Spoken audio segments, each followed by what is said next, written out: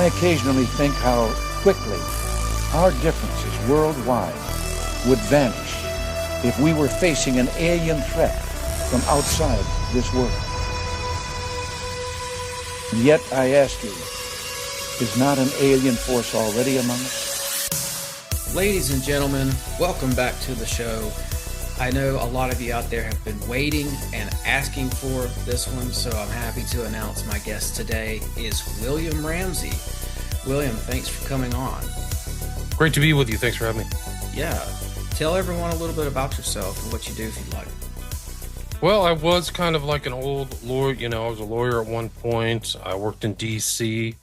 and kind of like tied into interesting things today. I briefly worked on the case of Vince Foster. So I'd seen political assassinations. This is 1996 or something, 95. 30 years ago. It's hard to believe, but I was always it was when my time in Washington where I really began to distrust the corporate media. So I did a lot of researching and writing on my own and really kind of was always in listening to the alternate media from probably a long time ago, 20 years ago, 30 years ago. Mm-hmm. A lot of different sources. A lot of those types of people. I was like a listener to Visigoth. He was kind of one of the earlier podcasters who I kind of do a lot of what he does now. He's unfortunately passed away in 2025. And then obviously like Bill Cooper, all that other kind of stuff. I've got a listener, shout out to Bart. He has been asking for you to come on the show, actually. He actually sent me your email too, but he's been sending me episodes with you and Visigoth. So at this point, I've heard my share of Visigoth. It's really good stuff. I manage his archive. He has about 700 or 800 shows at William Ramsey Investigates. You can look up or Google the Visigoth archives. There's 6 sections. I just reposted like 4 of the shows on my podcast today. His wife, his widow, gave me permission to kind of curate them. Really, I'm uploading them, equalizing them. The audio's old. Some there's songs that probably shouldn't be there maybe. So I'm cleaning them up so that they'll be around hopefully for a whole nother generation, really. And it shows kind of like the alternate media did not just spring out of nothing, whole air. It kind of comes out of the people. And one of the interesting thing is so many of his guests are like people that are kind of legends now. Jim Mars and some of these other JFK researchers. Gilbert,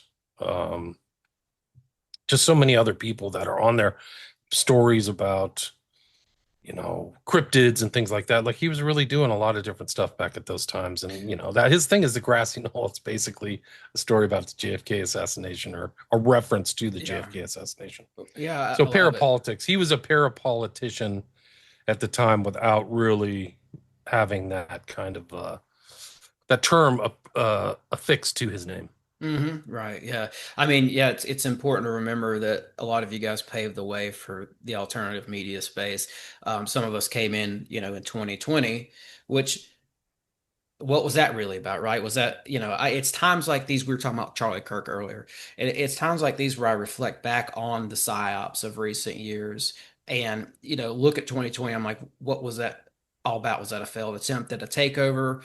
Was it rolled out too soon? Was it a test run for 2030? Time will tell, right? But my point, I guess, more or less is that people are paying attention now more than ever. The devil's in the details, and people are now combing through those details.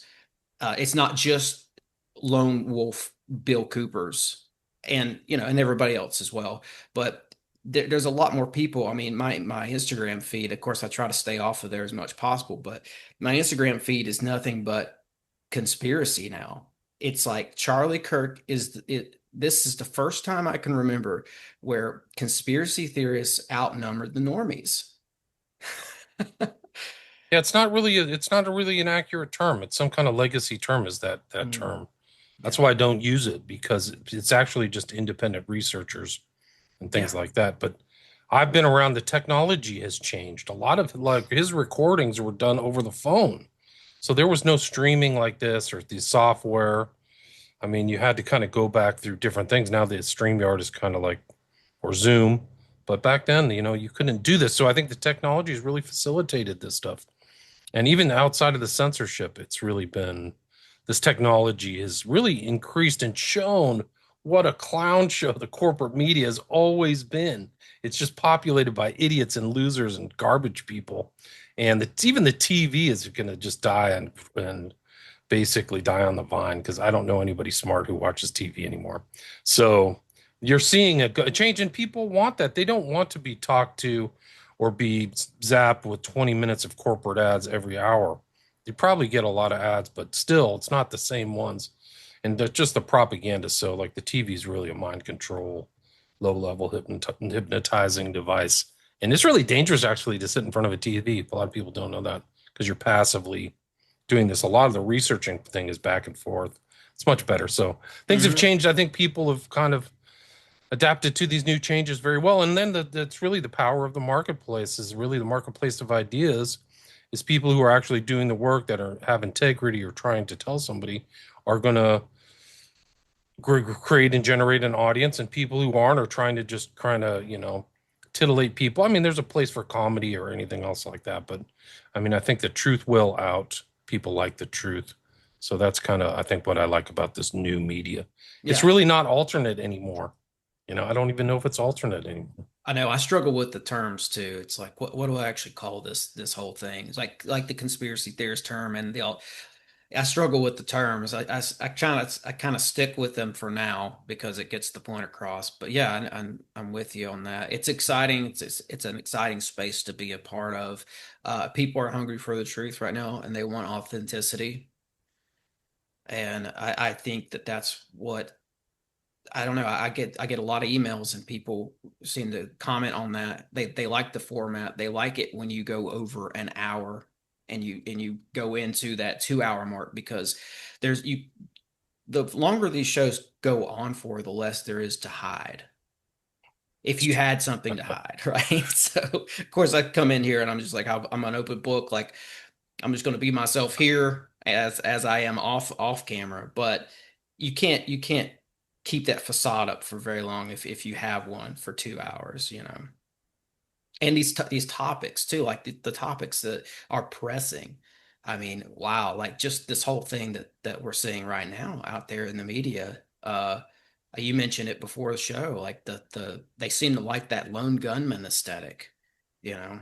It goes all the way back. It goes, I mean, it really started in the 60s. It's the same playbook. They're using the same playbook from the 60s. That's why, you wanted to talk about Manchurian Candidate or Catcher in the Rye. Hmm. They're not that inventive. They have a preset agenda, a preset kind of blueprint, and they carried it out and they put it on the public. The reason is the public has believed it, and I don't think that the public's primed for a lot of stuff now. They're different. They're different informed, and so when Trump kind of goes, "There's no Epstein files," or "We're fully transparent," they know he's lying. Yes. They know Yes. the Epstein stuff is real and that there is, and that means that we know that Cash Patel, the head of the FBI, is a liar too. I can fairly call him a liar too. He says there was no victims of Epstein. It's complete hogwash because there's been $800 million in payouts. You can look at Brian Dawson's stuff. I mean, that's kind of his specialty, is Epstein. And like, there's a list of hundreds of millions of dollars. Where are those going? They're going to people who weren't victims. Give me a break. He's deliberately lying. So that's where Yeah. we're at. What's Those are our the political leaders. Yeah, and then they have these tremendous gaffes. Like what he's up there saying, "I'll see you in Valhalla." What is he Doesn't talking make about? sense. Who knows? These aren't the best and the brightest. Trump has a bunch of guys around him who will do what he says. That's really because last time in his last administration, he had a bunch of people who played all kinds of games with him. So, I mean, he chose loyalty over, I think, intelligence and skill. So, that's the Yeah. way it is. But he won. But yeah, And like, he picked a lot of like people that that were eyed by the libertarians or some of us who don't claim a party anymore. There was a handful of people that we were like, oh, they're kind of like the good politicians, like Tulsi Gabbard or RFK when he's talking about vaccines. You know, it's like there's this middle space there between the parties of this growing group of people who seem to want a third party. I'm one of them. And then we got kind of turned on to some of these other personalities who seem to walk that line as well. And Trump seemed to go out and pick those people. I think it was strategic. Yeah, I think you're right. I think you're Mhm. right. I mean, I think that I don't know if any other politician's been put through the ringer as much as he's been. Like they arrested him and tried to sue him and take his property. So it was pretty rough. Yeah, He didn't deserve it for whatever his shortcomings are. I think he's obviously in the Epstein files. The new stuff that came out, the birthday thing book about Epstein was from 2003. He names Trump as one of his best friends, and they're always trying to push Trump's like friendship with Epstein back to the 90s or 80s, but he's still one of his best friends 20 years ago.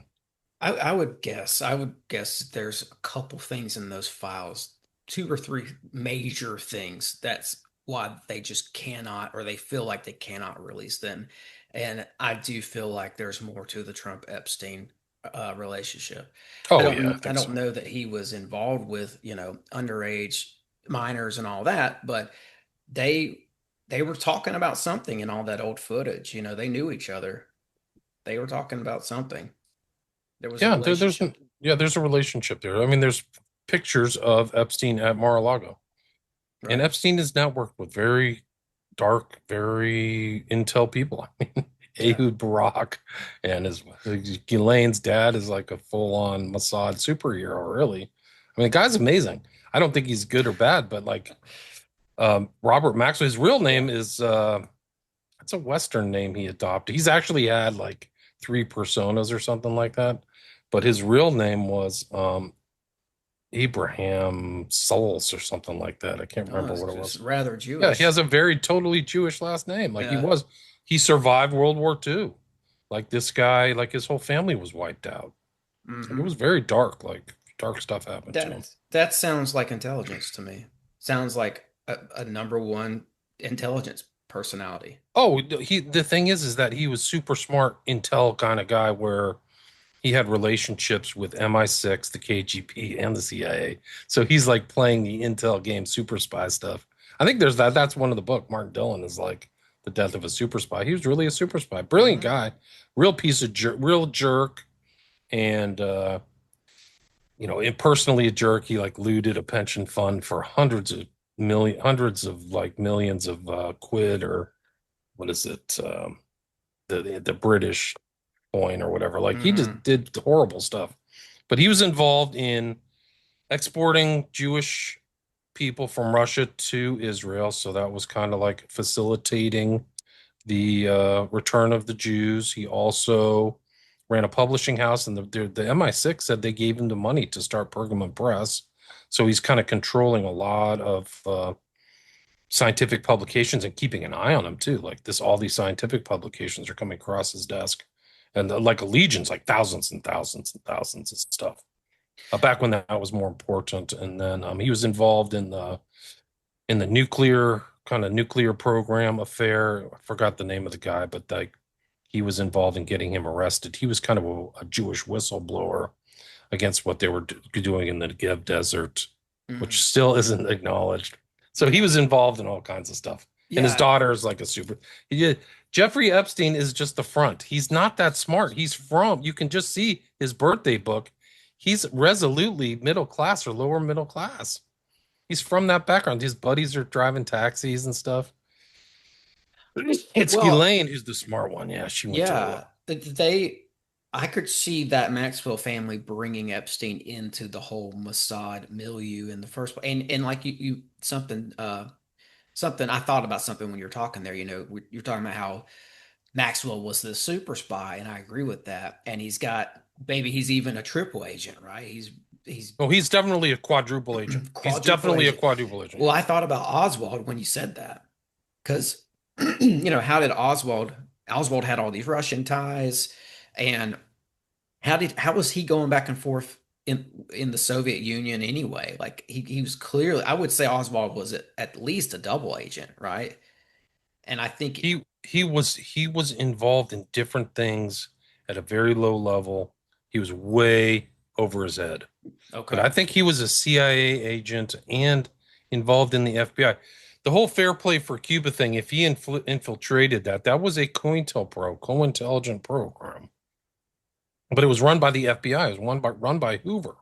So he's bouncing in between CIA and FBI programs, like, and Hmm. he's like his 201 file, according to like one of the best people who knows the JFK assassination, is giving talks this year in Congress is Jefferson Morley, and he focuses in and emphasizes that James Jesus Angleton had the 201 file on Oswald before November 22nd, 1963. So there are what counterintelligence is the guy at the CIA who's trying to stop infiltration from enemy agents. At that time it was Russia, right?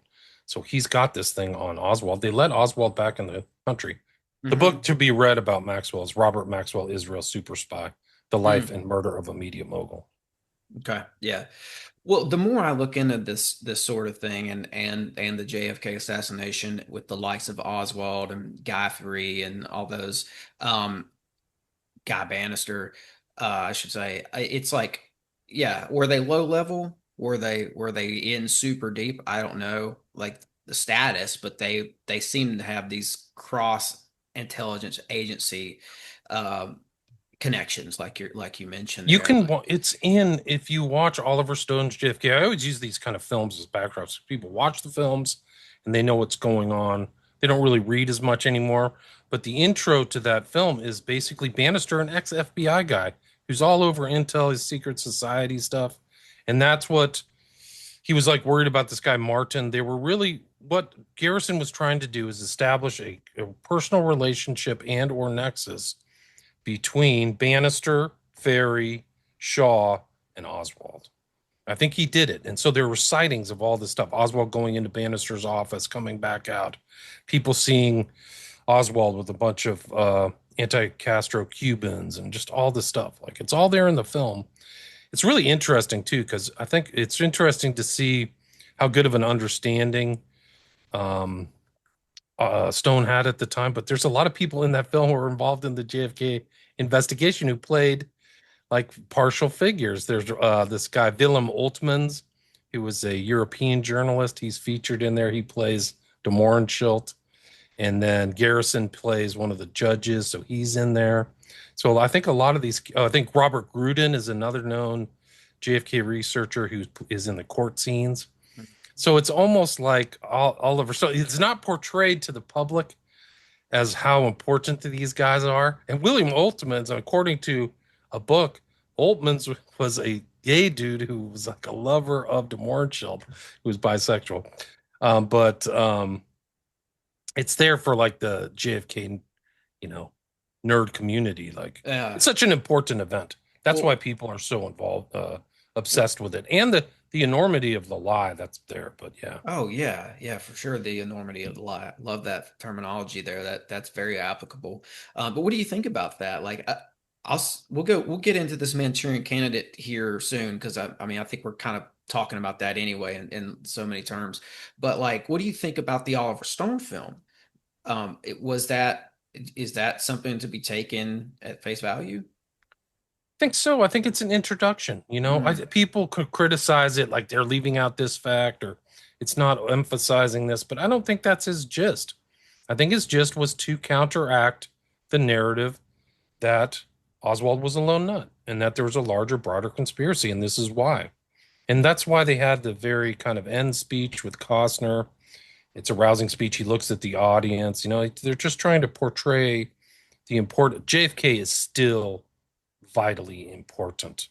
It's so important. The same issues that are happening in the 60s are now. it's that playbook you mentioned. It's no, it's broader than that. It's all the geopolitical things. It's the Hmm. decision between war and peace. It's how's your government? Are you going to be run by jackals? And we're at the brink of nuclear. We're past like already past the Cuban Missile Crisis right now. Like the United States is just for people who don't understand. There was this big event called World War II, and the Russian and the Nazis invaded Russia. They actually went in and killed 25 million people. Ferocious war. We talk about the Western Front. The Eastern Front was warfare. Only maybe the Mongols is close enough, like the most savage stuff imaginable. But that happened on June 22nd, 1941. And now the US empire is actually in the role of the Nazis. We are the bad guys. We invaded Ukraine and took it over, and we invaded Russia. We're the driving force. Your tax dollars, my tax dollars, the resort. This is all proven. The resources of the United States with $300 billion that could have been spent on healthcare, education, roads, is basically laundered by jackals too. Like that's how stupid the American people are. They're so stupid. Like they used to tolerate all this. We are the Nazis. We're the core thing of all this invasion that's going on into Russia and bringing us to the brink of nuclear war. We're past the Cuban Missile Crisis. JFK is everything. All the stuff he talked about, all the speeches he gave about peace, all of what he was trying to do to fight against the generals and the military industrial complex and the famous warning of Eisenhower in 1959, it's all relevant today because your tax dollars are going to come back and you don't even know. Like the American people are so stupid. They don't know the blowback that's going to happen after this invasion of Kursk, and there's 1.8 million people dead. They don't give a crap. You don't even hear them talk about it. Like it's not even in their brain. That's how bad the mind control is, and that's how stupid the American people are. Excuse my French, but like literally your average conversation with the average American talking to an idiot. They don't understand all these things. That's why JFK is important. The lone nut, this Kirk situation. Are you going to be run by jackals? Or are you going to run people who want to be righteous and have peace and a civilization? And it's an open question. Now, the question is no, because people haven't really done anything. So I would say that the karmic consequences for the Nazis and the German people were extraordinary. They were invaded, partitioned. There's ferocious wars. People were put in concentration camps. So the consequences of the U.S.'s involvement in the war against Russia, we don't know, but it's going to be a reverberate tectonic plate shift. Already, these other countries have decided we're the bad guys, which we are. We're the bad guys, and they're going to unite together. So Russia, China, India, Brazil, the BRICS nations, and they're going to move against a way. So this quality of life that we've lived, because everybody can use the U.S. dollar, it's slowly gonna like pull back from the surface. So JFK is everything. It's not just the movie. It's not just the assassination. It's all of the issues that went into what was surrounding JFK and led to his death. And after that, after he died, there was a massive war. There was a war in Southeast Asia. It wasn't just Vietnam. We called it the Vietnam War. 2 million people died because the jackals took power, took your tax dollars, took your people. They all went crazy, 50,000 dead. And the consequences were disastrous. So people need to keep it in their constant awareness. That's why you can't really watch TV, is because it's slop and it's just garbage for the stupid people. Really, that's all it is. Yeah, yeah, yeah. And you're talking about wars and the correlation with the shootings, and from where I'm sitting and from where I'm at with the research I've done, they seem to be these shootings seem to be deep state ops. They seem to contract them out to keep the blood off their hands. And I imagine some of that goes back to policy shifts. They see the country's going one way and they want to redirect and implement policy. And they have a big event, a public shooting like the ones we've been seeing. And like we said earlier, they seem to really like that lone gunman aesthetic. Seems to be the preference. And I would argue this is all interlinked with the wars. Like this goes back to Franz No Ferdinand question. and the genesis of World War One. Later, now you get Oswald, Permindex, uh, and really before Oswald, right before Oswald, you have the Nazis, right? World War Two. And when I looked into that, I found at least three post-war secret groups that focused on espionage and other various social engineering endeavors. This group of global assassin, it's a spy network. They would just contract work out, like Reinhard Gehlen started one of those. And then Dulles meets Gehlen after the war. Then you see MK Ultra start in 1953. And I think personally, my opinion here, I'll segue us into Manchurian Candidate.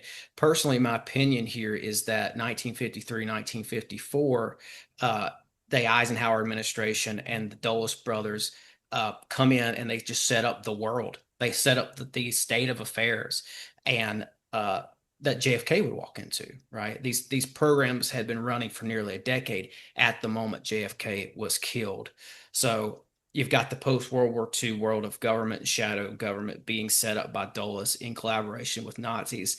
And in many ways, it's the Dulles brothers world that you see exposed, in my opinion, in this Manchurian Candidate movie. I'd love to hear that's my opinion, but I'm excited to hear yours on that. Well, I think you're right. I mean, I think it's timestamp of the book and Hold on, William, you're sorry, I hit the okay. button. Yeah, you're good. The timestamp of the book and the film are very important. So it's 1959. The film comes out in 62, right as the Dulles brothers are there. Dulles gets fired by JFK, I think, in 61 after Bay of Pigs. So that world, they're seeing that world as this new Cold War world. And so I think it's all there. Like they are really world controllers is probably a more accurate phrase. And Galen, these guys are all Knights of Malta too. Himmler, Galen, Dulles. There's That's interesting. and also Shaw is alleged to be a Knight of Malta. He's on a list, and it makes perfect sense that he would be a Knight of Malta because one of the elements about Shaw that a lot of people are overlooked, which isn't in the JFK movie, which is okay. I mean, some of the critiques of the JFK movie, like they expect it to like do too much in a 3-hour time frame. Like there's so much studying to do about JFK. So some of these critiques about Stone and JFK, I think, are silly. But that would be a connection between all these guys, and that's like it's some kind of connection, like a supranational connection outside of normal national boundaries, which is really crazy. I love that. It's like a secret society connection. We do see a lot of those. Yeah. That's interesting, William. Knights of Malta. Is that like is that like the Catholic Church's take on Knights Templar or something? It's kind of like the Templar Knights and the Knights of Malta kind of sprang out of the Crusades, Okay. like the 10th century. So everything that happened in the Holy Land, and the Templars were supposedly wrapped up, I think, in the 14th century. They got too powerful. They were really the first original kind of international bankers. You could take a writ from one Templar place to another without transporting gold and drop it off and get gold from one place to another. And they got too powerful. And so the king, actually, I think they took over the Templar Knights, and Jacques de Molay was, I think, one of the guys killed on Friday the 13th. I think that's why the date is, yeah. So that's why the Friday the 13th became a day of infamy. But the Knights Templar survived. They actually, no, the Knights supposedly like in a different incarnation later, but the Knights Malta have always been around. They became the Maltese Knights. They were actually the Knights of St. John the Hospitaller. So it's based upon John the Baptist. And then they went to Rhodes, and then they went to Crete, I believe, and then ended up in Malta. They were moving around in the Mediterranean, but they're avowedly anti-Islam and definitely associated with the Catholic Church.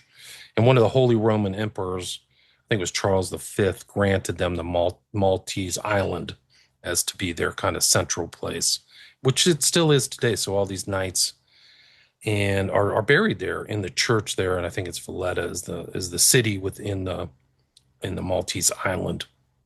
Yeah, and I think there's an extensive network of tunnels beneath that island as well. It's been bombed, the center of wars. They were like the Ottomans tried to take it over. Like I think Mel Gibson was going to make a movie based upon that fight of the Knights of Malta fighting against Islam or the Ottoman Empire trying to take them in, I think, the 16th century. But yeah, it has a lot of history. Malta has a lot of history. It's still extant today. Yeah. I think there's 12,000 Knights of Malta today. There's Dames of Malta. Almost every kind of elite person or aristocratic family, even King Charles, the current king, King Charles III, is a Knight of Malta. His mother was a Dame of Malta. So it's very much about the Western aristocracy and Christianity, and it's tied. They have a kind of a curious relationship to the Catholic Church.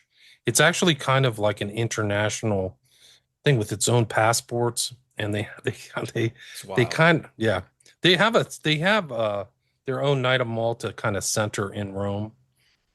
So they are Christian associated, but they're also international. So being a Knight of Malta provides a wide variety of benefits. You can have your own passport. You have a net international network, and they are engaged in good works. They show up in other places to provide shelter and healthcare for people. But it's also there's a lot of very powerful people who were involved in this. I mean, Yeah, just like the yeah. Dulles brothers, and I mean, the list is just goes on and on. You have John Roberts, who's the head of the Supreme Court as a Knight of Malta. They don't publish their lists. They don't have to. That's what I was thinking. It's like these orders have been around for so long. When you've been around for thousands of years, you don't need PR. Like you just exist, and that's why people don't think that they're. But I mean, these orders have been around for a long time. I mean, I looked into the Templars, and they emerge around 1100 AD, but they come out of a Greek order called the Brothers of the East that goes back who knows how long. They trace the origins clear back to Atlantis. They've these orders have always existed. I think they've just split off into these other little clubs, but they've been around for a long time. And like Clay Shaw, is that what you're saying? He was a Knight of Malta? He's rumored to be a Knight of Malta. The He's on a Permandex list. guy. He's in Permandex and Knights of Malta. That's It makes significant. perfect sense. It makes perfect sense. These are known facts. He worked as an aide de camp for a big time general during World War II. His name was Thrasher, and he was awarded like these orders from France, from Holland, from England. So these kind of military orders, he was the beneficiary of it. He was considered to be a very effective person.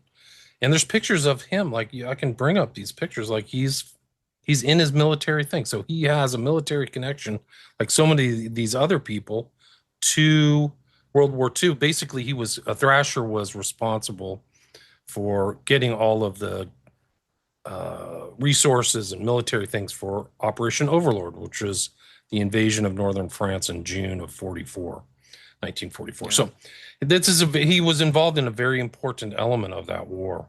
And so it makes sense that somebody would entrust him with secrets Right. and to do things. So Yeah, and I love that. I love that you've got in real life in the JFK assassination, you've got a guy named Clay Shaw, and then in this movie, you've got Raymond Shaw. it's amazing. I I don't love know that. how that worked out, I know. That's but that's that's like one like, of those like that's like one of those play Pink Floyd The Wall and it matches up to uh whatever the movie is, Dorothy. yeah, it's like weird sync. Yeah, The weird sync. For people who don't know, Garrison's investigation focused on Shaw. Shaw was arrested, Shaw was charged, and Shaw was tried. And that's really what Garrison saw him as a core central piece. And I think he was right. Like, there are now things that are disclosed, like, we got to help Shaw out from the CIA and all this stuff. Like, they knew who Shaw was. He passed away in 1975, I think, something like that. But like it was, I think that Garrison was right on the money. So Hmm. it's interesting that he's a Knight of Malta. A lot of the people, or he was, I mean, he's on a list I saw. Like I said, there's not Oh, I divulged. I wouldn't be surprised. Yeah, no, I I would be wouldn't either. surprised. Every time I turn around, I'm finding out that all these guys that are involved in some type of way to big moments in our history, in our nation's history, all the guys hanging around in the shadows or even behind the podiums are usually involved with some sort of an order, be it the Masons or the Templars. I mean, there's a lot of people out there who are Templars that we just don't realize it. Like Washington and Jefferson, those guys were actually Knights Templars. I'm not surprised. Yeah. Yeah, I think that that's really, if you look back at human societies, being in a secret group is so important to your political affairs, your political viability, and your connections. And it's just like almost every society had some kind of secret group that guided people. I mean, it's not just in the West. They just have secret groups that The there's an Cherokee. internal cadre. Yeah, whatever. I Hmm. mean, it's just really incredible. Whether the priest class or the Aztecs, or it's Yes. always that way. And then there's always that kind of us and them mentality, which is why the last 400 years in the UK, every prime minister has been a Mason. Yeah. In Not addition to shocked. who else, to what else they're up to. Like I don't Hmm. even know. A lot of these guys are in multiple orders. I mean, that's what I found when I started looking into the origins of the Nazi Party. I looked into the Thule Society and all those guys. It was created by two guys. Thule was Walter Nauhaus and Rudolf von Sabotendorf. Collectively, Sabotendorf and Nauhaus were in about 12 other secret society occult orders. Yeah. It's like, yeah, it's like how who knows how many other orders these guys are in. That's what the Nazi Party was born out of, by the way, folks. An amalgamation of, I'll just call them occult orders because that's what Yeah. they cared about was alchemy and the seven sciences and the and all matters of all things occult. Yeah. They were kind of in conflict with the Christian conservatives. So they were kind of like the group of people who were racist occultists and a lot of gay people against this kind of like more conservative Charlie Kirk type people. Mm. So there's always that. There's always kind of that battle within the right. Actually, it's very not that uncommon here that a lot of those guys aren't necessarily Christians, although they Sure. team up with them for political reasons, like the Bushes, who Yeah. are not say they're Christians outwardly.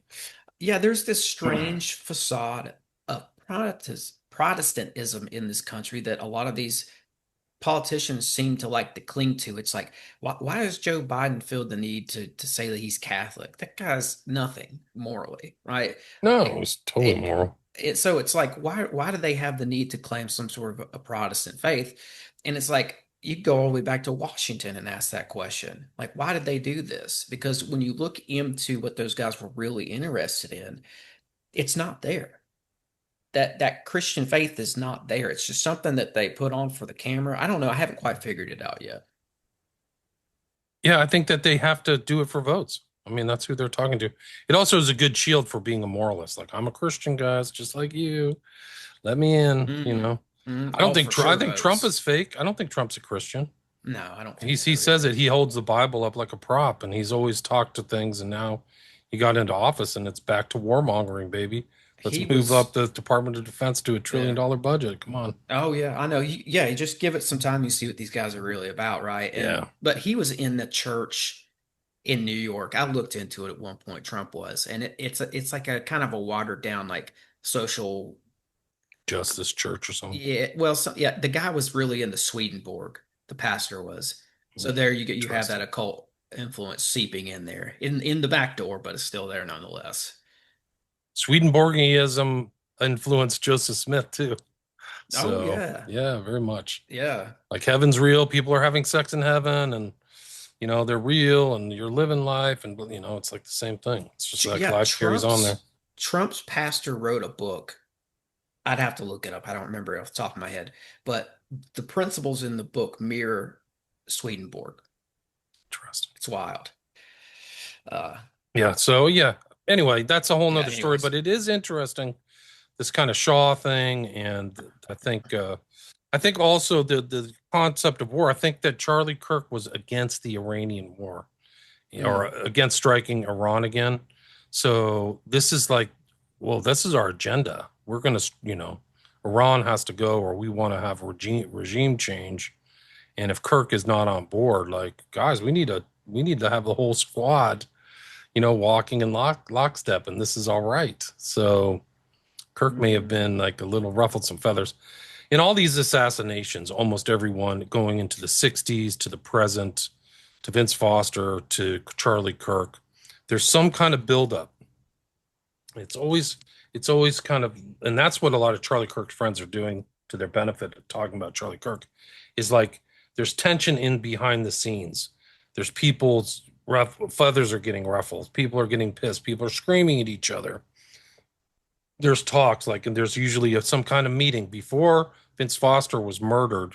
I think he went to Camp David, and supposedly he had a talking to like a week before he ended up dead. But it seemed like there was some kind of like, look, you need to toe the line. And so it seems like that's what they were saying to Kirk, is like, you need to get on board. You don't get independent thought. yeah. And That's what happened with James Forrestal. right. He was against some sort of an ally with Israel. He didn't want us to ally with Israel in some sort of way, and that went totally against what Truman was trying to do. Right. So like, I mean, he so suddenly goes crazy and jumps out of a window like Olson. Same year, I think. I'm Right. pretty Yeah. close. So And I think there was more to Forrestal's murder, but that was definitely like you're saying. There's these tensions in the background. That's I'm just throwing it in because I mean, he was against the pro-Israel rally at the time. So yeah. yeah, they don't come out of nowhere. Usually it's there's somebody gets triggered and then it becomes personal. So like Yeah. a lot of these people, like apparently they're on the right or the left, there's like kingmakers and influencers and donors, and those people are expecting something in return for the handout. Like I think that Candace Owens was an actress. Like I think that she literally was like an actress, and somebody brought because she's well spoken and intelligent, and they brought her in and turned her into a right wing influencer, which was great because she's black. So that not everybody talking about that is some white chick. So I think that worked for the conservative movement. It also brought in a lot of African Americans, and so I think that she was good. And then she kind of started getting off script. I think she was at Daily Mm, Wire, right? She left, and hmm. her and Shapiro got pissed. But yeah, so I think that there's that kind of feeling within the right, the modern kind of younger right of like we're not happy about this genocide in the Middle East, and people are like, what? Why are you not happy? Like, so I, Hmm. th- I think Yeah. I think a lot of these people are trouble. I've been saying like somebody's going to get killed soon, and I've been saying that for a year, and I didn't think it would be Charlie Kirk, but I think they were going to send a message. I think it's probably this. It's curtail for independent talk and to get people in line for more war. Really, it's really the Hmm. jackals. Hmm. Yeah. Wow. And yeah, I think maybe some of these influencers have been emboldened by the way things have been going. Last, like Tucker Carlson goes independent, air quotes. He's not a Fox News guy anymore. He's doing his, and I think a lot of people thought, oh well, we can break off and say whatever we want now. But these are made people. Right. Right. That's a very good point. So I think I actually kind of analogize it to like what happens in people get killed a lot, but in the music industry or things like that, where an artist gets helped out by a producer and then becomes famous and wealthy and like, I want to get out of this producing contract. And the producer's like, or the company is like, we made you. We want that revenue to go on. You're working for us. And the musician's like, I made you money. So they're seeing it from different standpoints, and then the musician ends up dead. It's happened so many times to musicians, early deaths, and Hmm. it's a lot of it's about these things that are building up, these tensions that are building up between parties, where they're getting more and more angry. They get lawyers, and there's threats of lawsuits, and then conveniently somebody dies. So Yeah, I I think wonder that how much of these that play with Diddy too. Sorry to interrupt, but like, it's who like knows? they didn't kill him, but they certainly did everything else to him. Yeah. Was he the made guy who got out of line and was like, man, you work for us. Don't ever forget it. Yeah, I mean, I think so. I mean, I've heard things like that happen to Chappelle, like Mm. he had a talking to, and he like fled the country. Like, people want that control or something like that. So you're lucky in some of these relationships to get out alive, and then you realize, oh, holy smokes, this political party or this company is like run by like a mob. Like they have enforcers, and they have things that bad things can happen to you because there's so much money at stake. Hmm. So a lot of these people realize, oh, I'm dealing with very ruthless people, and some realize it too late.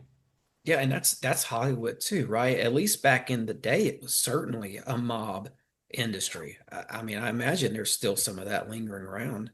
I would for sure. There's a lot of corruption, Yeah. a lot of budgetary corruption. A lot of people have ended up dead, probably were murdered. Like Yeah. the stories are there's just tons of And stories. that's the same in, Hollywood slash the music industry because I'm trying to remember there was a show that came out, really good show. It was this guy who played Wolverine. I don't remember the actor's name, but it was all about he was like one of these fixers for music industry moguls. He would just go around and he was basically just a mobster. He'd go around and dangle people off roofs and just get stuff done, you Yeah. know? And it's based on real life occurrences. Like a lot of these moguls in the music industry really have this like guy that they can call who will come up and show up at your door. Diddy had a guy. He had a fixer. A lot of these guys really have fixers. It's just like Pulp Fiction. Yeah, They called out exactly. one guy to fix stuff, and so things get done. The girl gets pregnant. She's talking too much. You got a little business problem with your, you know, landlord. We can help. Well, somebody can help, and then it binds you to them, right? So then that's a part of blackmail and also the relationship. I helped you out with that. Stay on board, and I'm going to make money off of you and all this stuff. So Yeah. it can be pretty rough out there, yeah. Yeah. So, and I think a lot of these politicians are brought up like that too. Like I think Bill Clinton and Kamala Harris and The Dulles some brothers. Dulles brothers are definitely foot soldiers for the Rockefeller, elite Easterners, those guys. I mean, they were elites themselves, very They smart, were. capable people, but they were working for, Sullivan and Cromwell, and Well, their what grandpa was a senator and their uncle was I think also so, yeah. some sort Taft, of, something like that. yeah, yeah. Yeah, some relationship to Taft, but they were both very well educated. I think they both went to Princeton. Hmm. They're They would go to DC when they were young and spend time with that uncle or set. grandfather that was a Yeah, senator. They said, I read one book where it said that they would literally winter in DC or summer in DC, interesting. one of the two. They would go for a big chunk of the year and just sit around the dining room table and listen to these guys politic. They were wolves brought up in the system. They're amazing people. I'm not making a moral judgment. Like I think Dulles was like almost like a kingpin level type person, like a Sure. really super intelligent guy, and they were ruthless, man. Like his nickname is the Shark. Like that's not a nickname you want. Like holy smokes, it's not. Yeah, you But it makes me think about Sinatra too, where it's like the origin story, if I'm remembering correctly, is that Sinatra's mom had some sort of a speakeasy tavern where they featured music, and that's kind of how he would get up and entertain the guests and sing when he was really young. But the place was like filled with mobsters. So he grew mobsters, up he grew up in that environment, and later we see him being the liaison between the mob and the JFK administration and other things as well. And I just, that's I was thinking about that when I was watching this because I watched this movie. I knew you were coming on, so I was like, I'm watching this Manchurian Candidate movie, the 1962 one for people out there listening, because I had seen the Denzel Washington, but I went back and watched this old one with Sinatra, and wow, I mean, it blew my mind. I mean, by God, I watched that movie, and I was blown away that they even put it out, which I know they waited till the 80s, but still, what a movie. It feels like a message. It's like 1984 in my mind. It's like I tell people all the time on my show, like, go get you a copy of 1984, read it, and just be on the lookout. Be aware, like that, our future might be uh presented in that book. So just be aware of it. I think I'm gonna have to start telling people to go out and watch this movie, William, because I got that same sort of a feeling from it. Like it was meaningful. they should read the book too. Condon gets kind of overseen in this. Like the movie's brilliant. There's great actors. Angela Lansbury's incredible. But some of the stuff that's in that movie are direct quotes from the book. Like I don't think that Axelrod, who's the screenwriter, he didn't have to work very hard. He could just cut and paste or do whatever. Condon was brilliant, man. He didn't. Mm. He's kind of a lost writer, unfortunately, but he had a great frame of reference, classical allusions, great vocabulary, a lot of occult numerology in the film and the book. And the film did come out in 62. It was taken off the shelves or taken out of distribution after the JFK assassination. And Oh, then did it they wasn't, release it for a little yeah, time? yeah, Oh, it was released wow. in 62. It wasn't very, very popular. It did okay at the box office, but Well, they just the took it. fact that they put it out is something. Yeah, they were afraid. They were afraid that they were going to get in trouble, seen as like an anti-Russian film and all this Mm. other stuff.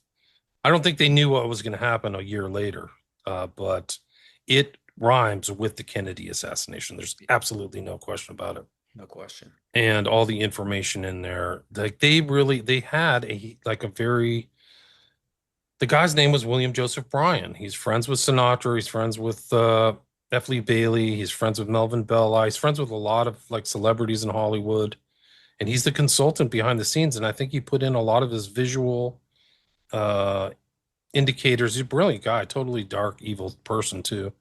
But I think he put in a lot of his stuff into that visual element of the film of what happens to people who are induced into hypnotism and what else. So And I was going to ask you about that, about what do we know about this author? Because, I mean, when I say I think this film was a message, what I'm really saying is I think that I got the feeling that there was stuff being leaked in this movie. And I thought about it where it's like, so the movie comes out in 62, it's based on the book. The book comes out in 1959. So I'm assuming that maybe the book was written in 58, 57, and then MK Ultra comes out in 1953. And it's like, did he know something about MK Ultra in that small amount of time? I think he knew there were actually a lot of like back then they had magazines, which like was the way, or newspapers, the way people got information. And there were a lot of magazines, modern men's magazines, that covered the topic of communist mind control and a lot of the stuff that Mhm. happened in MK Ultra. And they were accessible to the public. Like authors would publish things in these magazines. So I'm assuming, I don't have proof at this point, but Condon, who's a very skilled literary writer, had access to some of those papers and things like that that were coming to the public. And so some of these things were available. So they weren't all secret. Like now, because of FOIA and stuff like that. But somehow you're right. Condon keyed in to key elements of that. Condon went on, by the way, to write the foreword to one of the two most important mind control books out there. He wrote the foreword to Operation Mind Control by Walter Bauert, which is very telling. He tells a story about this broken clown who had his legs and arms broken so he could maintain a clown. And he uses that as a exemplar or symbol of what humanity will be if they don't understand mind control. He'll just Mhm. remain kind of a bruised clown. And I think it's very effective. And that's really one of the most important. The other is Marx's book, which is Search for the Manchurian Candidate. So the Manchurian Candidate theme pervades up to today. Like this guy, Jay Robinson, is a Manchurian Candidate, Patsy. I'm pretty much confirmed at this point. It's only been 9 days, but I mean, there's so many improbabilities. He's being, he's also being put in a special ward outside the jail, which should terrify everybody. If you know anything about these behavior modification things, if they put you in a place where you're, um, sensory deprivation or anything, you'll say anything to get it to stop. It's a form of torture. It's Mhm. acknowledged as a form of torture by the UN, however much that is. So basically, he's just looking there. There's pictures of the guy. The guy looks zapped. He's just staring at you like, why isn't he saying, I didn't do it. I wasn't there. This is a frame up. You're trying to, bust me, blah, blah, blah, blah, blah, blah, blah. Like, and also I think that Candace Owens just published a picture that, The Dairy Queen? yeah, he's at the Dairy Queen 17 minutes after blowing Charlie thing. Charlie wasn't What? shot from the front from a 30-06. That's obvious. It should be obvious to everybody. Anybody promoting that story or who's promoted that story is either muddied the waters or is deliberately, I would say, involved in something Hmm. much more nefarious. And then you see that there was this beautifully mounted camera right behind Charlie's head, mounted on the wall. Like, and there's footage of the guy, one of Charlie Kirk's guys, allegedly going up there right after the shooting and dismantling it, taking it apart and putting it in some sort of a case. And it's like, what's on that? That if we could get that footage, that might, I think, lend some credence to what you're saying, for sure. Those were high-powered cameras. There was one pointed right at Charlie, which I think is like a super modern digital camera. So if it was me, I would put that into the public Yeah. because there's thousands of researchers who are just waiting to know the truth. Americans deserve to know the truth about all these assassins. They've been lied to for like 60 years at least. So this is a different one because it's taking place in a high tech, data is easily transferred, and it's not like something where they can cover stuff up back into JFK stuff. So Yeah. And again, like something I was trying to articulate earlier. I mean, there's not just a couple lone wolf investigators out there like Bill Cooper anymore. It's like there's a bunch of people now who are weighing in on this thing. And you're right. You brought up the Epstein files. It wasn't just Charlie Kirk. It's I saw what happened with the Epstein files, where everybody, a big portion of the public, was not accepting the narrative anymore. And it's like now with the Charlie Kirk thing, it's like wow, it's at a whole another level even, where I don't see anybody going with what they're saying. Everybody seems to think that there's a conspiracy here, rightfully so. they're rightfully so. Yeah. Mhm. I don't think they're going to go along with it anymore. I think the American people are fed up. This is like a So milestone for us, yeah, perhaps. I think Charlie Kirk didn't deserve it. Like for being a loudmouth, he was making like things that like good things. Like this is bad. The genocide in the Middle East is bad. So it's honorable to say this isn't good. I don't support that. I don't support that. So I don't think that what he was doing was that bad. A lot of people, it's weird, like the ideology of the left or their mindset that they like people celebrated his death. I'm like, why? Why are you celebrating? I He's like know. actually having dialogue. He actually has principles that you can just turn off your TV. Like, don't listen. I didn't listen to Charlie Kirk. Like, I mean, I respect the guy, whatever. But like, I just like, okay, that's good. You're having a college debate with somebody who's unhinged and mentally ill, whatever. Um, like these people's mentality is really strange. And Yeah, the celebration's bad. It's bad for society. It's actually a kind of a cultural and spiritual malaise, very serious one. yeah, yeah. It goes back to I think a point you were making earlier about the potency of the mind control that's been put on the American people. Some people are just so R's and so D's. They're so mind controlled in that faction that they'll do anything. That's like, it's like Roman times. Like, what do we do with these Christians? I'll just throw them into the lions. It's Let's like make a sport out 1984. of it. It's Right. like 1984, Goldstein or whatever. This is your guy. Scream at him. He's your enemy. But there's somebody behind the scenes. These scenes that's even worse. It's a uniparty anyway. All these guys are making money and Right. insider trading and setting up the system for themselves. Like it's just a corrupt nightmare. And the people who think that DC's out there to help you, like the American people have been royally screwed over. So like you think your politicians there to help you? You're stupid. Like these guys are helping themselves. They're not helping you. Yeah. Nobody's helped you get a house, get a job. They've given your jobs away to foreigners.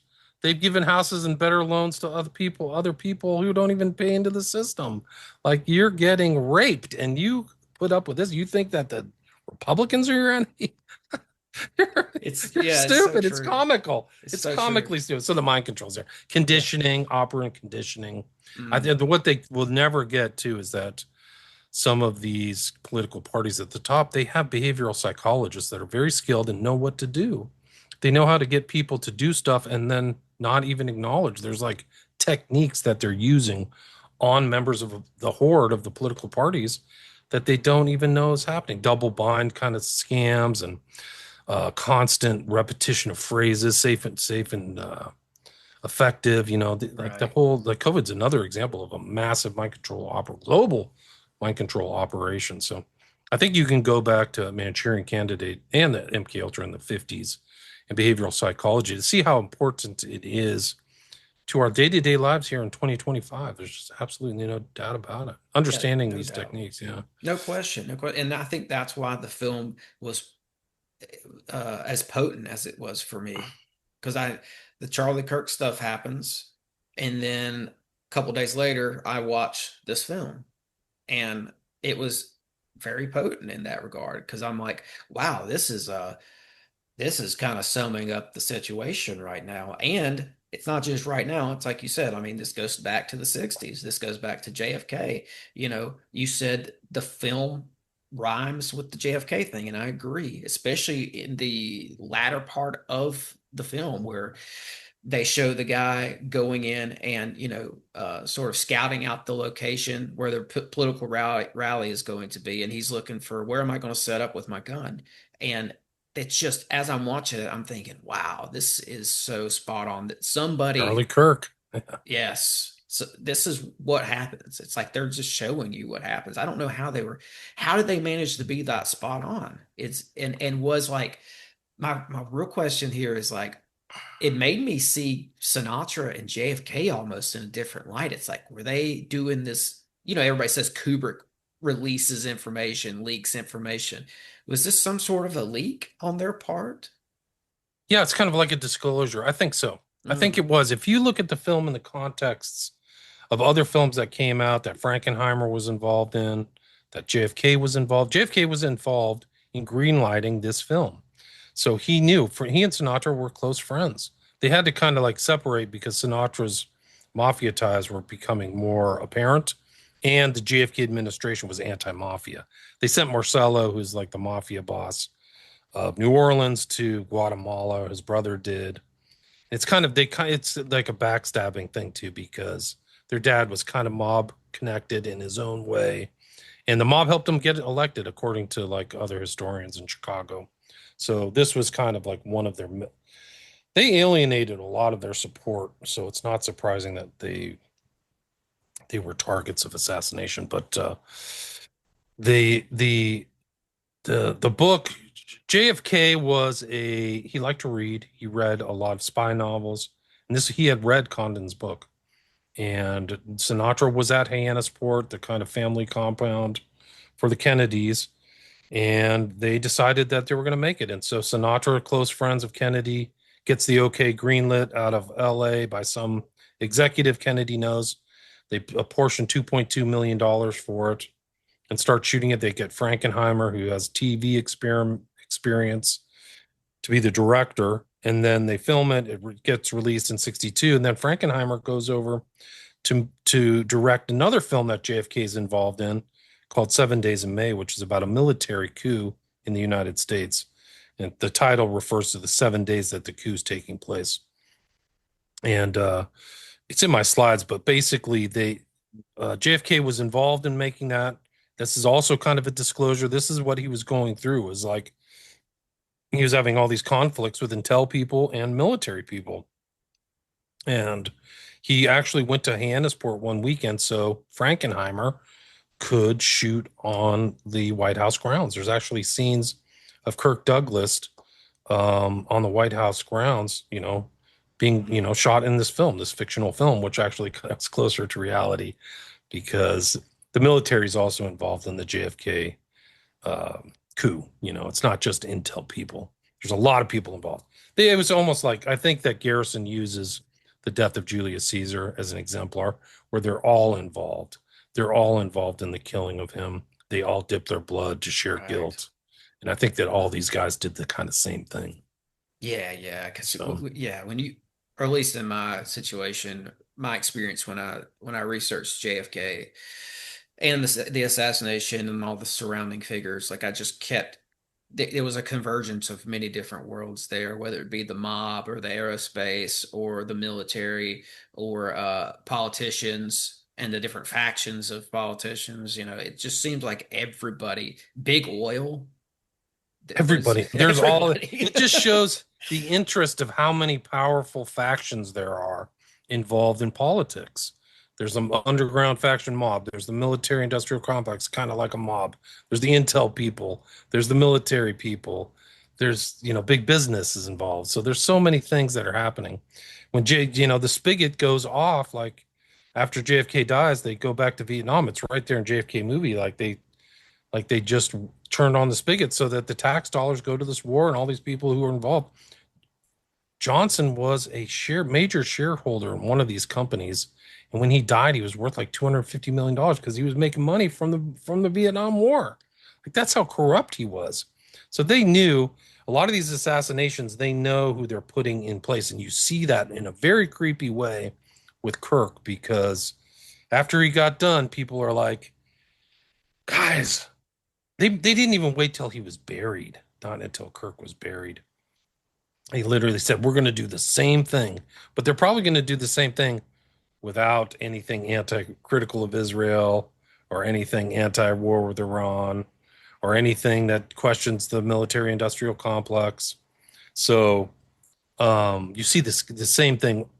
Whether MLK, they got rid of MLK, Jesse Jackson comes in. Mhm. RFK is probably the front runner, the most charismatic guy. Way too dangerous to let into political power in any way, shape, or form. Nixon becomes president. Um, they really wanted to get rid of Malcolm X. That's an FBI job, in my opinion. He knew it was coming too. He was Mhm. so brilliant, man. Malcolm X is just incredible. I mean, I like a lot of those figures, but I see Malcolm X as really a natural kind of genius, like something really special. He was Yeah. such a great orator, and he was morphing too, kind of like Charlie Kirk. Like, he Yeah. was morphing. He is morphing from the Nation of Islam to actual Islam, and then like he's like, whoa! Now I'm seeing things from a different perspective. Here I am growing up as this kind of racially segregated kid in a racist America, and now I'm seeing the world from a different perspective. He was smart enough to make those Yes. kind of personality changes. So he would Yeah. have been he would have been like Kirk. Kirk is only 31. This is a decapitation type strike on the culture and leadership. He could have been a senator or something like that. His chops were getting better. His dialogues, he's getting more sophisticated. And much like Malcolm X, they couldn't have him around for another 20 to 30 Yeah. years. And that was an Sad. I'm assassination. not laughing. Yeah. That was like an assassination season, right? Going back to Malcolm X and MLK, because they killed JFK, they killed Kennedy's brother, then Right. they killed. I looked at it once. It was like the assassinations of all of those guys were not far apart. Yeah, I think JFK is 63, Malcolm X is 65, and then MLK and RFK are like 4 months apart in Yeah, 68. And yeah. there was also like a backdrop of real racism there. And there was a guy who died in 62, I think in Louisiana. I can't remember his name, but there was a lot of civil rights violence too going on. And a Hmm. lot of racists around the JFK assassination too. Not just CIA, but like really hardcore, like, you know, Hmm.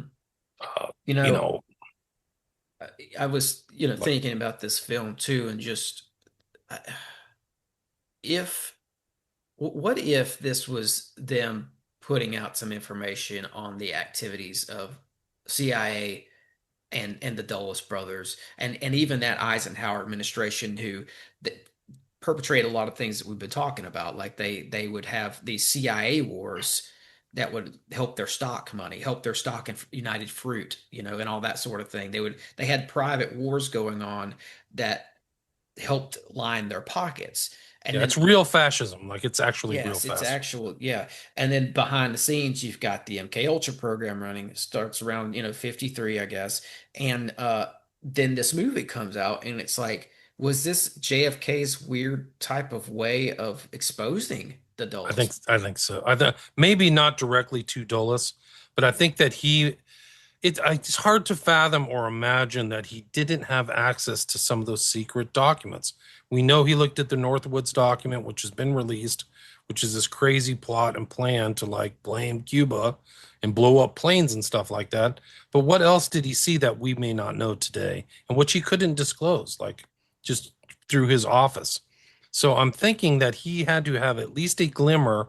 I mean, he was in Washington for a while. He was like, I think he was a House of Representatives guy. He knew a lot. I Mhm. mean, I think he won. It's kind of interesting because they kind of built a legend of there was a ghost written book from him called Profiles in Courage that I think he won the Pulitzer for or something like that. So this is a knowledgeable guy, well educated, Harvard. And it's hard for me to believe that in that kind of heady stew of the Korean War, and he was a World War II vet too, Pacific Theater. But I think it's hard for me to believe that he didn't have an understanding of some of this behavioral modification stuff and the information. Maybe that was like this is total speculation on my part, but maybe he knew some of these things that were happening that were bad, and that's another reason why he felt like he had to get rid of Dulles. Uh, yeah, bingo. I was about to ask that Right, because right. So then the Bay of Pigs is just like an excuse, and maybe he's like playing a really dark game where he doesn't want the Bay of Pigs to win, so that he can have an excuse to get rid of all these people, whatever who he wants. yeah, yeah. So like that may be the real thing is like he's pulling the rug underneath them knowingly. That may be why they were really angry. Like he's not just like, oh, I don't think it's a good idea. It's that he's doing it to subvert their careers and lives and stuff like that. Like Yeah, what the film portrays are activities that Dulles and Galen were involved with. Galen's incredible. I don't know how some of these Nazis made it to like survived, because I don't Galen either. and Skorzeny Yeah. kind of went back to like nefarious stuff, man. And Oh, I they mean, just set yeah, up they used their old network and their old yeah, connections. Like they said that Galen was allowed to, Dulles let him keep all his contacts within Russia. Because Galen was like Hitler's number one spy master in Russia, I think. And he yeah. had a Rolodex of names, and they said, oh, we just took them under our wing. We adopted all that. We adopted the whole Nazi program. Galen was answering directly to some of the U.S. presidents at one point. I'm His not memos surprised. were being read by, yeah, There's pictures of him like tooling around the United States. Like this is a major Nazi, and he's like farting around the states in the late 40s and early 50s. yeah. And like I think that there was even stories where like there's weird mixes of stories between Dulles. I mean, sorry, weird mixes of like money aggregations between I.G. Farben, the Dulles brothers, and Himmler. And the Germans knew they were going to lose, so they started offshoring a lot of their money, and so they just to keep it out of the hands of anybody. And apparently, Dulles was involved in a lot of that, like he was helping them. Hmm. And then, for a fee or something. And then when the war was over and the dust settled, all of a sudden Germany had this amazing renaissance. It's because all that money that was offshored in the billions and billions of dollars into companies in South America or Italy or somewhere else all got repatriated. And so that was kind of what they did to kind of rebuild Germany after the war. Yeah, those guys And were hiding, and sending Dulles is money involved in that. He's like right in the middle of all that for with sure. Galen. For sure. Yeah, the Nazis had deals worked out with the Americans before I the think end of so. the war. And yeah, the Germans were stashing money all over the place. Like Galen, one of the first things he did before he came over and turned himself into the Americans was he went up into the Alps and stashed a bunch of money and a bunch of files and stuff like that. Then I think he turned himself over, and we made like a little bit of a public display out of it at first and made it look like we were going to take him to jail. But what they did was they put him in the van and gave everybody the made it look like he was going to jail. But what they did was they took him to a tailor and got him a brand new suit made and said, now you're in, you work for us. There's no jail time, right? And but like you said, all that money was being sent everywhere. Dulles had his hands on a lot of this money.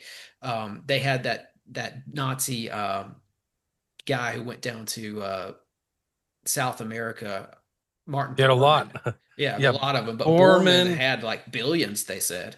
Yeah, Bormann was chief of staff to Hitler. There was a guy, Barbie went to like Ecuador, and then Mengele was seen down there. He changed his name as like Dr. Green. And then the guy who got arrested by the Israelis and brought back and tried. Um, what was his name? They found him. He was somebody, I think he ran Auschwitz. He ran the trains. It was, Hmm. I forgot his name, but there's a lot. It's very strange how some people got away and without anything who are really criminals, like they're involved in all kinds of dark stuff, like Skorzeny. And then some people got killed at Nuremberg or were let go, or the AIDS. These red lines, a lot of it were Catholic Church type stuff too. Yeah. So it's Very small number of people were tried at Nuremberg. yeah, Like I think it was 216 is one of the numbers I saw recently. But, there were, at the height of the war, there were 8.5 million members of the Nazi Party. So it's like, what happened to the rest of them, right? We only tried like 200 of them. What? right. They infiltrated the aerospace, our aerospace business. I think they, Braun.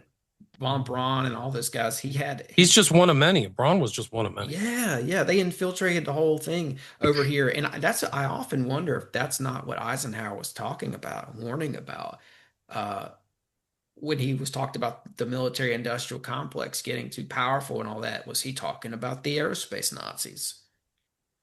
Possibly in part. I mean, it really was being. I mean, you have to see America at the end of World War II, too. The whole European continent is exhausted. They've got all their children, the young men are dead, and the Mhm. US loses like a couple 100,000, but we are untouched, you know? And so there's no other competitor. It's really the unipolar world. And even the kind of bipolar, us against the Russians. The Russians are incredible people, but they were exhausted too, you know. Yeah. I mean, they presented themselves as a threat, and it was very useful for the Americans here to have a boogeyman in the Russians far away, seven Oh thousand yeah. miles away, and all that. Like they blame the Russians for all kinds of stuff, Oh, and I it's think that whole Cold War thing was at least in part a psyop. fiction. Yeah, I think so Yeah, too. yeah, yeah, It yeah. was And you're partial. right, man. Europe was in ruins. That's a great point. It's easy to see how we came out top dog. Yeah, so I mean, I compare those post World War II Americans almost be given what the dream world of the Nazis wanted to be was put into the lap of all the American people. They're not by their machinations or anything they had, but they were very smart. They were untouched by the war. Had this engine, this beginning of this industrialization, 50s and prosperity, and they really could just do it, and they really almost controlled the world through a variety of different means.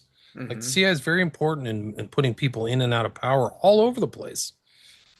Italy and Indonesia, and I mean, you can just go through the list. I don't know where we weren't central. They say that like once after World War II, almost all of the heads of Mexico were installed by the CIA. That was the most important thing, is that all those people who are running Mexico are basically, you know, promoted by us. They were our people. So it's almost like the Mexico was kind of like Another Israel. yeah, something like that, or during that time. I don't know what it's like today, Yeah, but yeah. it is interesting what they were granted. And then they had all this talent, the great, educational stuff. And that's where MK Ultra came out of, is like, it didn't have like some centralized pyramid where they did it. They just expanded on all the existing universities and hospitals and stuff, and just had little players everywhere. It's really incredible. Well, So, that was that. A part of that is that international Nazi network of espionage rings that Galen was a part of. We modeled our CIA directly, in my opinion, directly out of the Nazis' spy network, I wouldn't be surprised. the The the OSS the and all the, that. the founding documents, my understanding, were actually drafted by Ian Fleming. That's my understanding, is that he founded a lot of that stuff. Yes, he was working with the guy who founded the OSS, who I'm blanking on right now. Um, Yes. It was, I mean, it was, at least in part though, modeled after Galen's network, I think. And I think that's why we had such the CIA out the jump. Well, partly it was because of the OSS.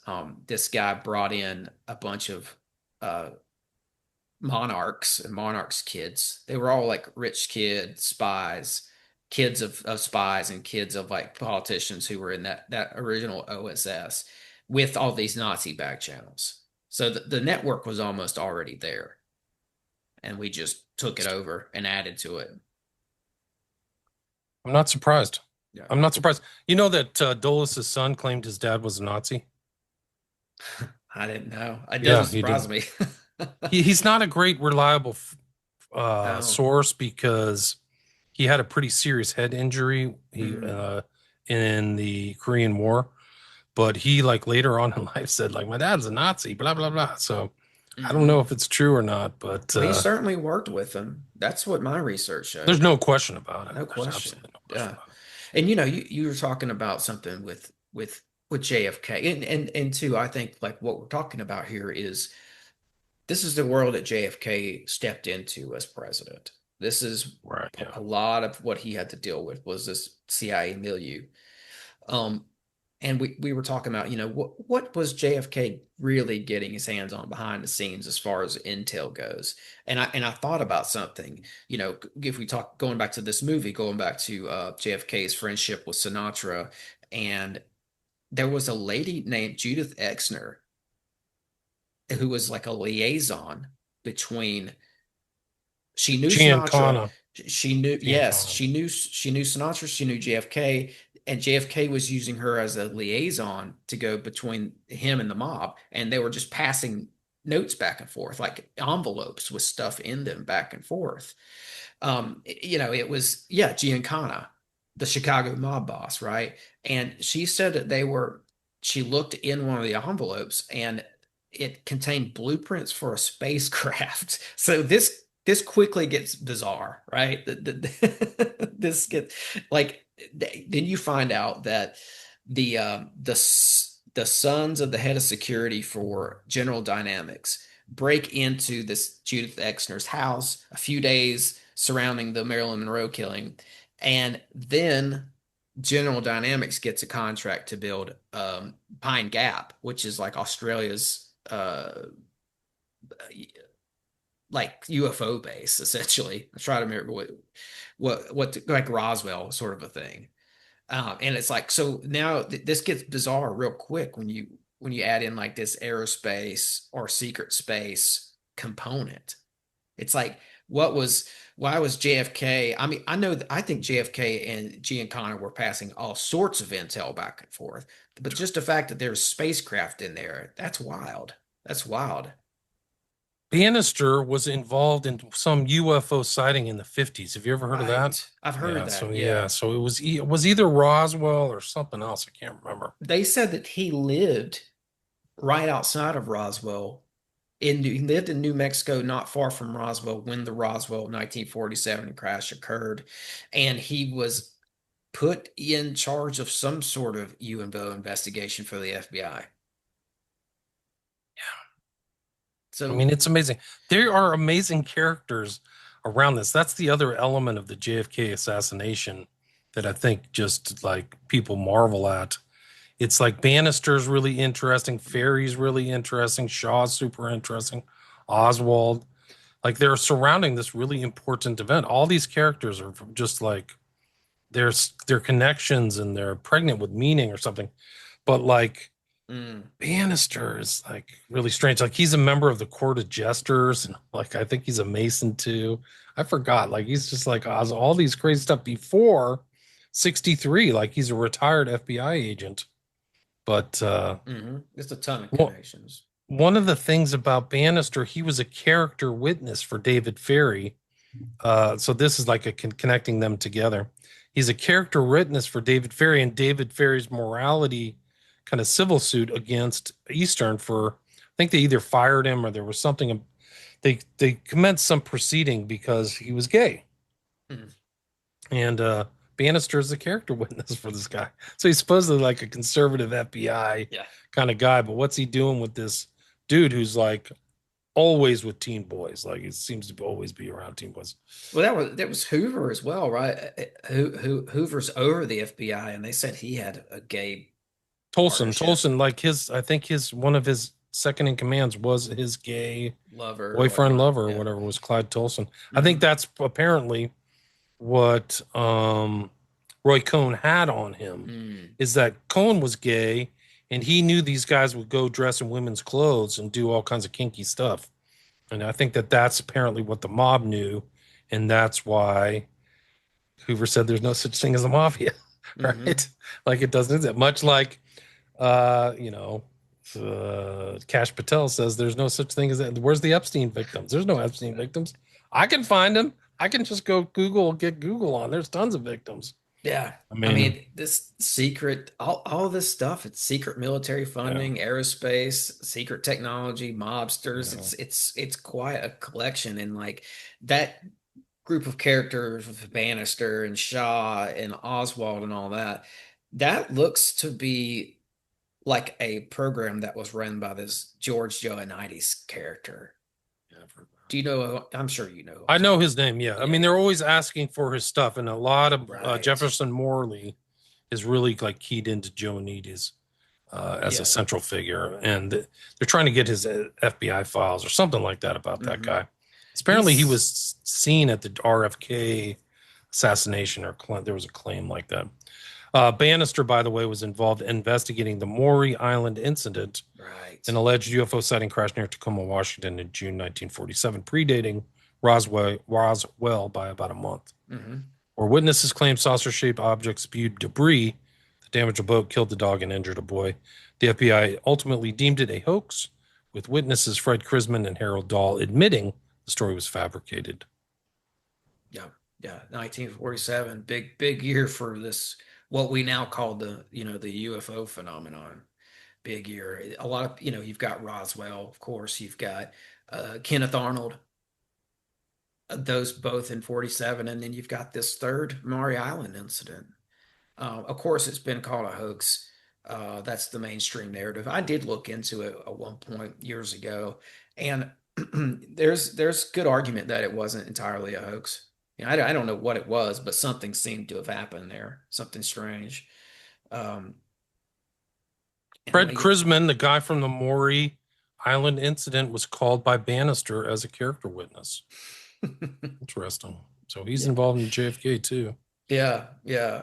Wow. I was thinking too when I was watching this Manchurian Candidate film. It's like if you want to look into history for a real life figure who is like the villain portrayed in Manchurian Candidate, George Joanides is a good candidate for that because, like I said, he seemed to be one of the CIA's guys for orchestrating Oswald's network of guys, the New Orleans guys, and all that. Seemed like he was over the whole project. I think it was like the JM Wave guys who were involved in the Bay of Pigs thing. They were involved in all that stuff. Hmm. I mean, I think I think he was there, and I think they all were involved. They Yeah. all like, I mean, it's like who isn't involved? It's like there's 100 people on site on November 22nd, 1963, to facilitate this thing.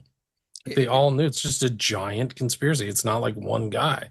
Right. Like Ferry's there the next day, seeing it like some skating rink in Houston, making calls on a payphone, and it's just so many people. George Bush Sr. I wasn't there.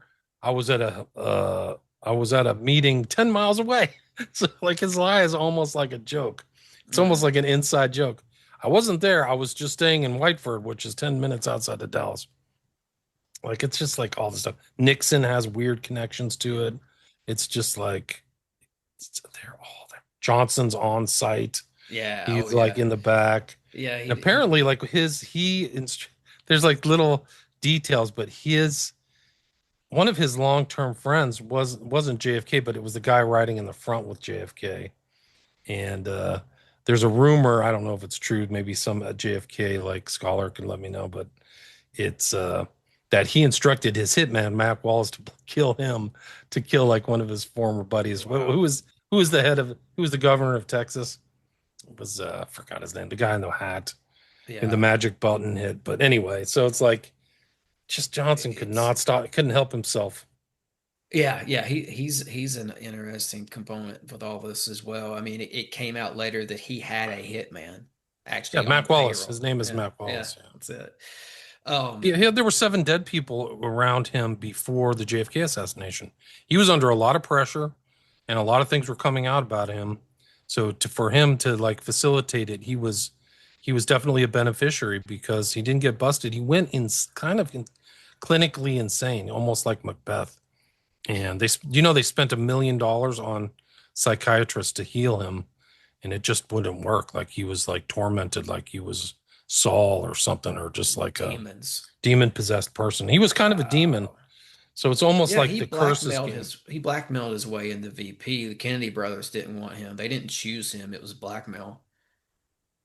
They said that the Kennedy brothers got a call and that they were somber for like the next 2 hours. And the call was, This your guy. Johnson's your VP, so just deal Right. with it. They said it just sucked you out of the room for those guys.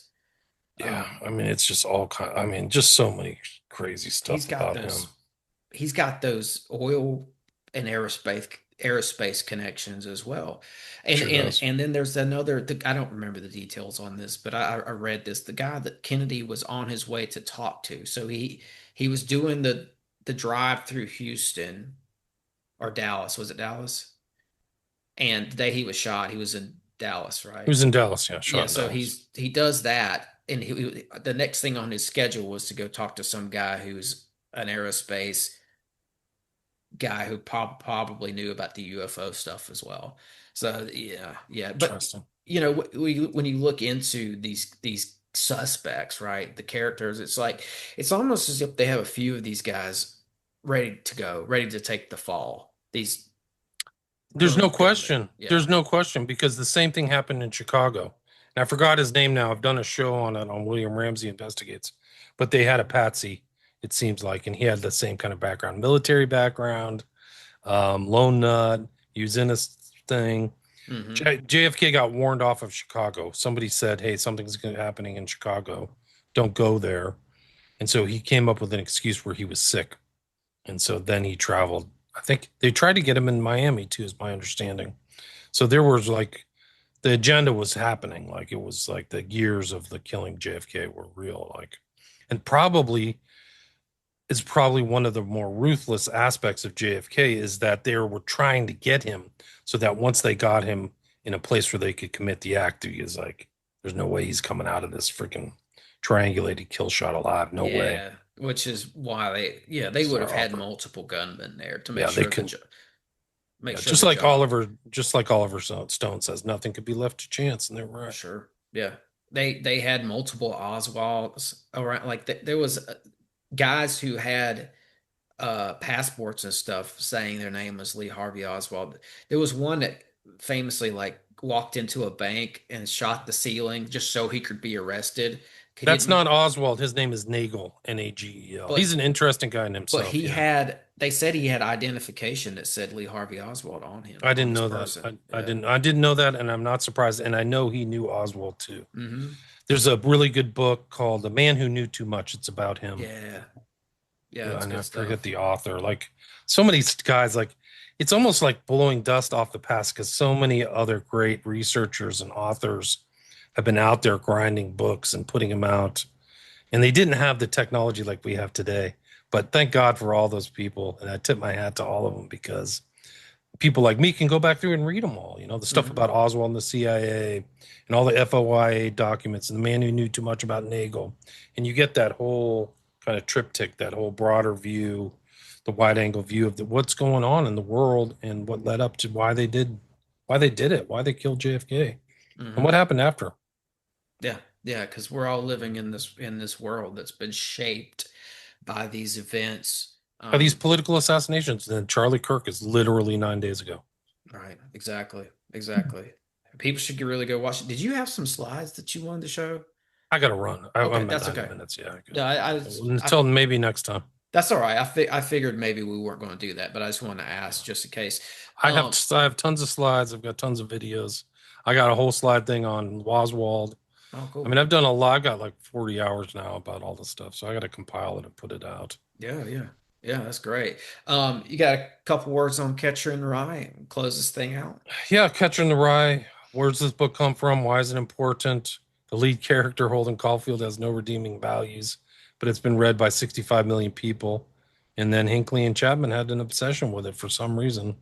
A lot of mysteries there, and it ties into this whole kind of assassination environment that we've been living with in America, or whatever you want to call it, collective psychic driving, Mm, years of lead, whatever, Gladio.